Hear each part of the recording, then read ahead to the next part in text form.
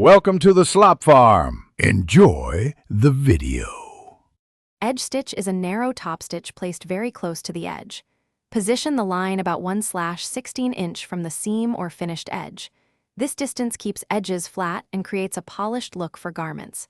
Use a 2.5 mm stitch length when measuring by machine equivalents.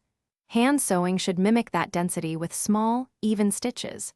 Choose a sharp needle size 9 for most woven fabrics. Use matching thread, either doubled for strength or single for subtlety, depending on fabric weight. Gather tools before you start to prevent interruptions and maintain accuracy. Use a sharp needle size 9 and matching thread doubled for strength on medium fabrics. Choose polyester thread for stretch and cotton for natural fibers. Press the seam flat using steam to set seam allowance and reduce bulk. Mark the stitching line with chalk or a washable pen at 1/16 inch from the edge. Pin or clip the edge every 1 to 2 inches to hold fabric alignment securely.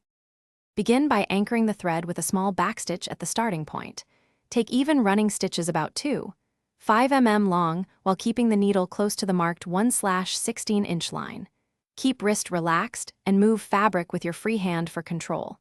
Use the stitch tip to slightly catch the fold for a clean edge appearance. Work steadily, checking spacing every inch to maintain consistency along curves and corners. Finish with 2 or 3 backstitches to lock the seam and trim the tail close to the fabric. Thanks for watching. Consider subscribing if we helped you today.